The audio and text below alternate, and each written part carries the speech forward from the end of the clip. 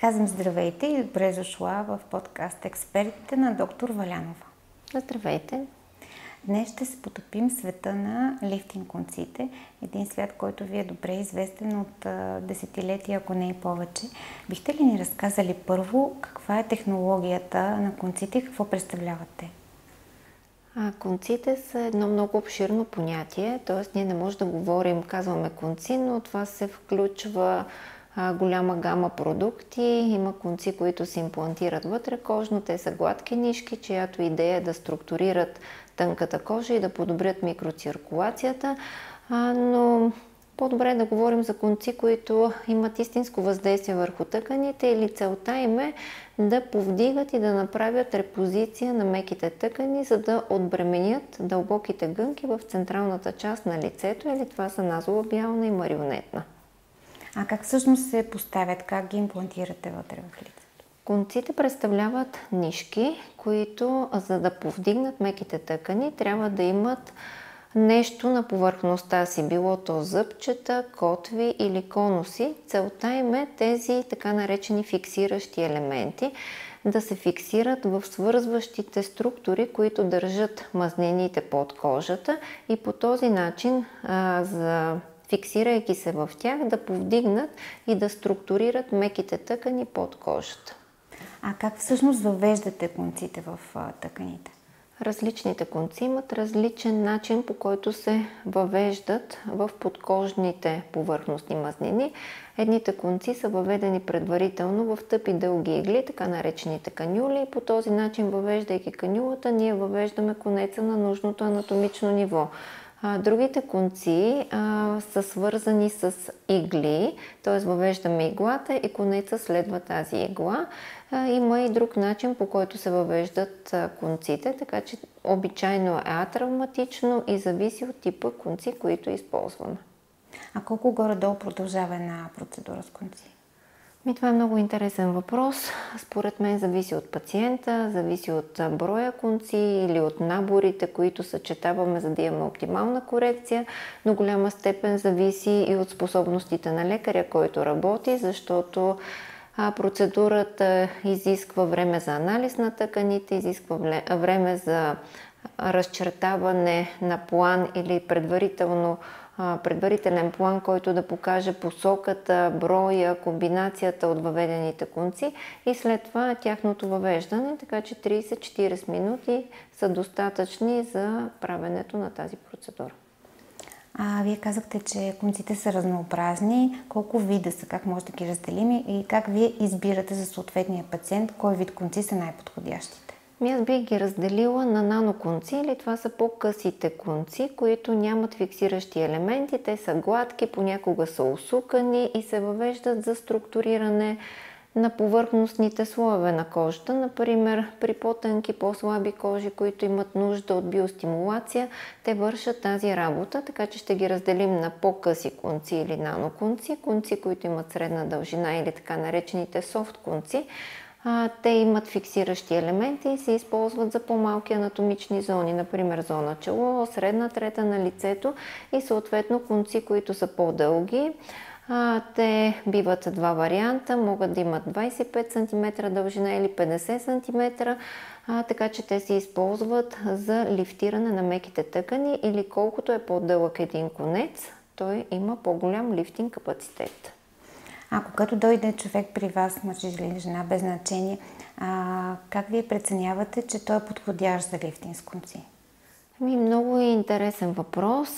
Никога не работим пациенти, които за първи път идват в клиниката, директно да поставяме конци.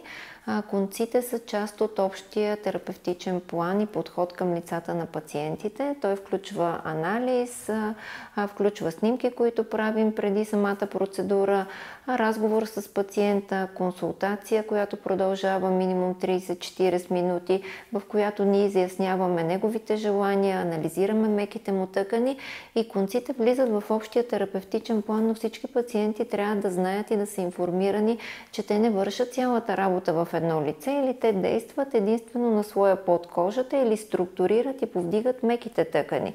Кожата има нужда от апаратни процедури, има нужда от хидратиращи и биостимулиращи процедури. Ботокс се използва за релаксиране и балансиране на мускулния тонус, докато филърите са пълнители или това са гелове, които компенсират загубени обеми в лицето на пациентите. Те също имат своето място, така че не може да говорим единствено и само за терапия с конци и да прехвърлим цялата отговорност за структуриране на едно лице на конците. Конците, освен на своя лифтинг ефект, имат и биостимулиращ ефект и аз знам, че медицината използва последните научни постижения и вече имаме първия твърд колагеностимулатор. Това е много интересно. Има последните разработки в конците. Това е една иновация, която се казва Намика, или това са нано и микро капсули от хиалуронова киселина, които отделят тази хиалуронова киселина в рамките на 6 месеца след имплантиране на конците, като те са изградени от биостимулатори. Или каква е идеята? Самата структура на нишката помага, за да видим веднага резултат след процедурата. Или ние, въвеждайки конците, те се фиксират в свързващите тъкани и леко ги повдигат и отбременяват средна трета на лицето. Тоест ние виждаме, че пациента има по-структурирано лице. Но идеята е дългосрочната биостимулация на тъканите или самия материал, от който са изградени конците, и това е иновация, съчетанието от 3 биостимулатора. Имаме полимлечна киселина, поликапролактон и хиалуронова киселина, която е в пъти повече от предходната генерация конци. Така че идеята е, че първия биостимулатор, полимлечната киселина, стимулира производството на колаген първи и трети тип. Поликапролактона забавя разграждането на конците и по този начин удължава техния лифтинг капацитет. А хиалуроновата киселина в конците, тя има много позитиви. Тя стимулира не само колагеносинтезата, но стимулира еластина. Друго важно нещо е, че скъсява периода на възстановяване след имплантиране на конците, защото конците все пак са нишки, те се имплантират под кожата и ние имаме един период, в който тъканите реагират с лека оточност, лека чувствителност и болезненост. Присъствието на хиалуронова киселина в последната иновация скъсява този възстановителен период, т.е. процедурата е по-комфортна, имаме леко ток в рамките на 2-3 дена след самото имплантиране на конците. Друго важно нещо е, че в пространството постоянно се говори за образуването на реакция към тези конци, т.е. за уплътняване на тъканите. В случая ние имаме уплътняване и биостимулация, което е в рамките на добрата биостимулация. Т.е. нашата цел е да направим тъканите по-здрави, не да предизвикаме патологична реакция. Така че последната иновация, която е на основата на тези 3 биостимулатора, на основата на повече хиалуронова киселина, тя е ефективна, безопасна, с продължителност на ефекта и къс възстановителен период. И ако се харесаме много след поставянето на Намика, колко дълго ще може да се радваме на добрия резултат? От опита, който имам и от пациентопотока и наблюдавайки какъв е интервал между процедурите при пациентите, смятам, че година и половина-2 е периода между 2 апликации на този вид конци. Друго важно нещо е, че през тези 2 години ние работим с пациентите, срещаме се няколко пъти в годината, като хидратираме кожата, освежаваме я, понякога правим друг тип биостимулатор, който да засили ефекта на конците. И най-важното нещо е, че дори и да мине година и половина-2, лицата на пациентите изглеждат много по-добре, отколкото в самото начало. И това е отговор на въпроса на пациенти. Как ще изглеждам след този 2-годишен период? Те изглеждат по-добре, по-структурирани, по-свежи, с по-плътни и здрави тъкани. Просто поставянето и въвеждането на нов набор конци ни удължава ефекта и те изглеждат оптимално коригирани. Аз знам, че вие освен лице работите и тяло с конци. Кои зони най-често се третират с конци?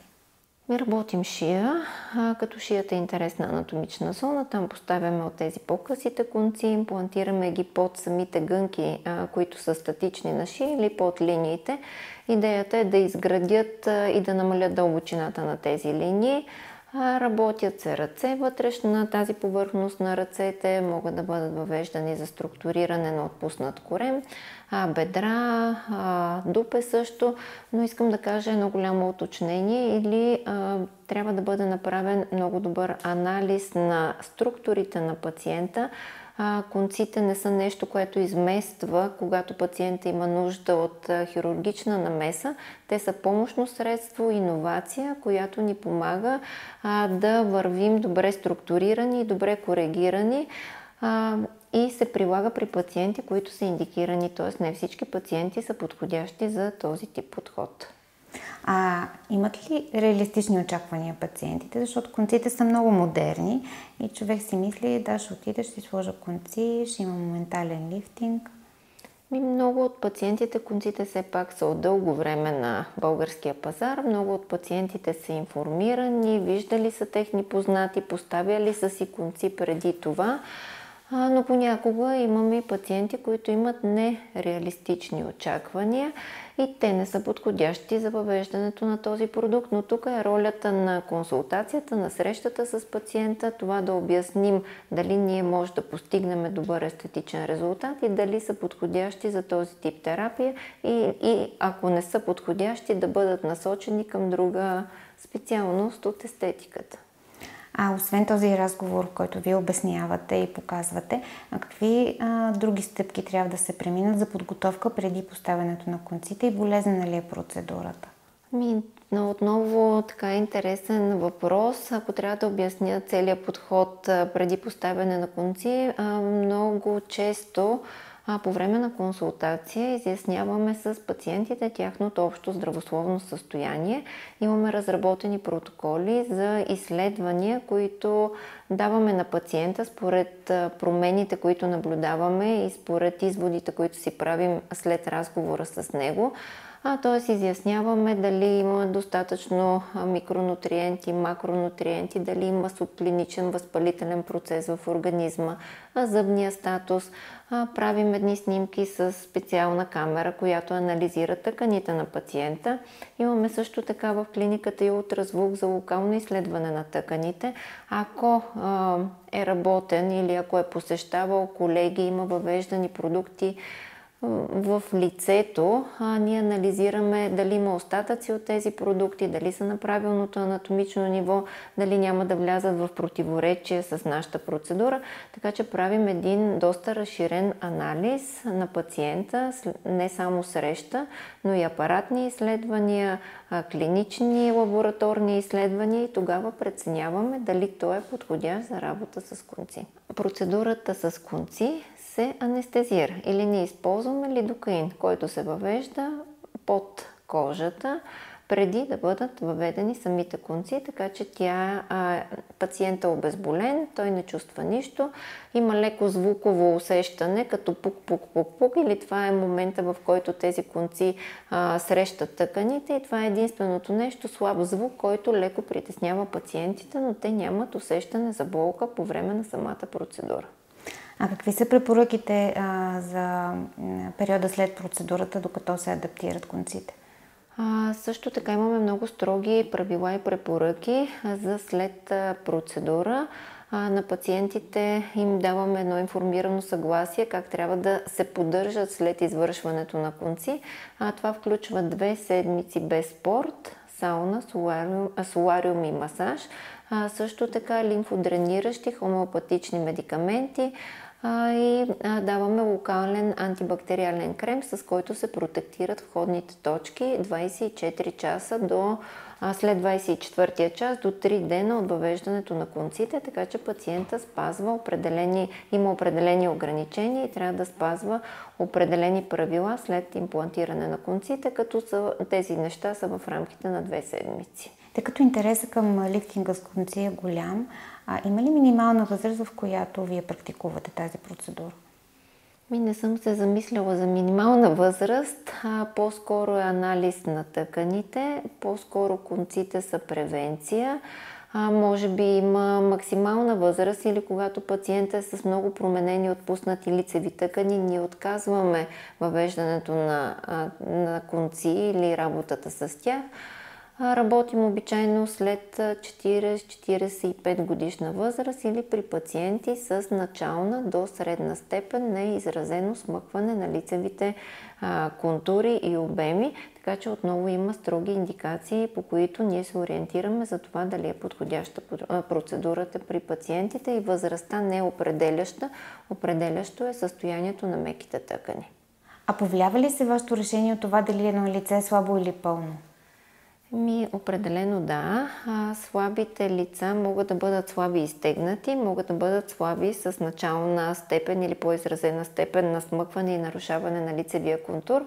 Същото важи и за по-пълните и по-обемни лица, но конците нямат неограничени възможности. Колкото е по-тежко и по-пълно едно лице, толкова е по-трудно изпълнима и ефективна процедурата с конци при тези лица. Затова при някои пациенти, които имат натрупване на излишни обеми в средната трета на лицето, ние предприемаме подготовка за конци, т.е. разграждаме тези мазнини в няколко процедури преди конците и след това ги имплантираме, но понякога отказваме тази процедура на пациенти, които имат свръхобеми и много изразено смъкване и нарушаване на контура, и ги насочваме към колеги. От всичко, което казахте до сега, се оказва, че както диагностиката и предварителната работа, така и самото поставяне на конците е доста сложна процедура. Какво се изисква да притежава един специалист, за да извършва правилно и наистина ефективно? За мен не е чак толкова сложна процедура, но моят опит в работата с конци е дългогодишен. Но в началото, съдейки от позиция на сега, наистина беше по-трудно да разберем какви конци по какъв начин да бъдат въведени. От позиция на опита, процедурата с конци изисква много точна преценка на пациента, информирано съгласие за очакванията на пациента и какъв резултат ще получи. Друго нещо е да имаме снимка на пациента преди и след, и съответно лекаря да е преминал множество обучения, да е сертифициран, да има умения, да анализира правилно тъканите и да има подход към лицата, който не е еднопосочен, т.е. да умее да работи с много продукти, за да може резултата след процедурите да бъде естествен и пациента съответно да запази своята индивидуална, полова, личностна и расова характеристика. Бихте ли казали кои са най-големите противоречия и митове, които се въртят около лифтинга с конци? Това, което го коментирахме за тази фиброза, масово мнение и страх от пациентите, че това ще им попречи на хирургичния лифтинг. Мога да споделя информация от последния конгрес в Монако, който се проведе март месец. Това е Световния конгрес естетика. Имаше специална сесия на този конгрес, на която присъстваха инвенторите на конци, плюс водещи пластични хирурзи, които са независими експерти. Там се стигна до заключението, че конците не пречат нито преди фейслифтинга, нито по време на фейслифтинг, защото понякога хирурзите по време на самата оперативна корекция могат да си послужат с конци за леко докоригиране или за получаване на оптимален резултат. Също така те не пречат и след самата процедура. Това е консенсус от срещата в Монако на Световния конгрес. Аз вярвам в това, моите пациенти също, и ни се доверяват за този тип корекция. Вие сте международен тренер на марка конци и също така имате дългогодишен опит в практиката си с поставянето на конци. Какво бихте посъветвали един човек, който се чуди дали да пристъпи към тази процедура или не? И на първо място да е информиран, на второ място да намери добър специалист, да чуе отговора на специалиста и да му се довери, и да вървят ръка за ръка в извършването на тази процедура, за да има оптималност на резултата. Много ви благодаря за интервю. И аз благодаря.